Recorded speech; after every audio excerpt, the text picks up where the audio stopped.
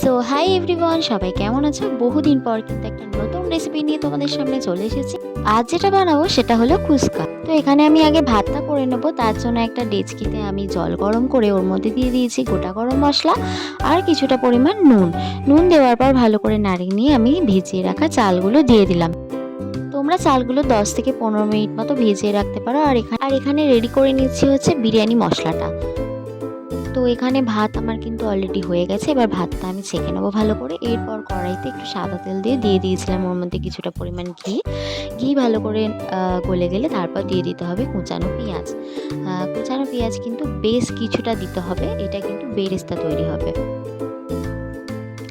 তো বলে রাখি, বিরিয়ানিতে কিন্তু আমি বিরিয়ানি রেডিমেড যে গুঁড়ো মশলা পাওয়া যায় ওটা দেওয়া পছন্দ করি না, গোটা মশলাকে গুঁড়িয়ে নেওয়াটাই প্রেফার করি। এখানে কিন্তু পেঁয়াজগুলো আমার আস্তে আস্তে কালার চেঞ্জ করা শুরু করে দিয়েছে, মোটামুটি বেরেস্তার আকার নিয়ে নিয়েছে। এরপর আমি এখানে আদা রসুনের যে পেস্টটা ছিল সেই পেস্টটা আমি দিয়ে দিলাম এবং সমস্ত কিছু আবারও ভালোভাবে মিক্সড করে নিতে হবে।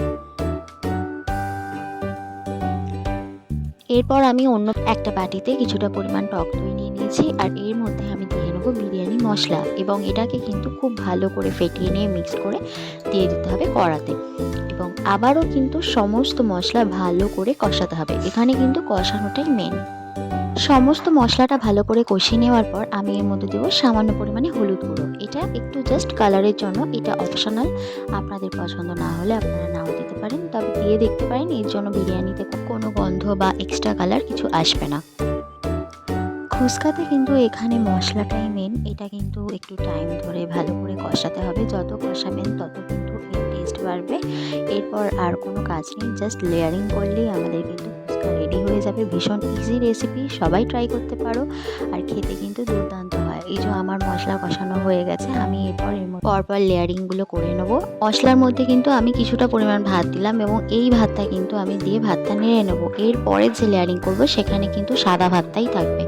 তো এখানে কিছুটা পরিমাণ ভাত দিয়ে আমি এই যে ভাতটা ভালো করে নেড়ে নিয়েছি। এরপর আমি এর মধ্যে দিয়ে নেবো হচ্ছে একটু রোজ ওয়াটার আর কেওড়া ওয়াটার। তো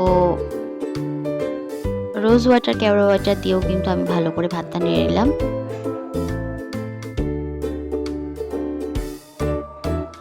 এরপর ওই ভাতের ওপরেই সাদা ভাত যেটা ছিল সেই ভাতের লেয়ারটা আমি দিয়ে দেবো এবং এটা কিন্তু আমি নাড়বো না এবং সবশেষে দেবো দুধে গোলা জাফরান।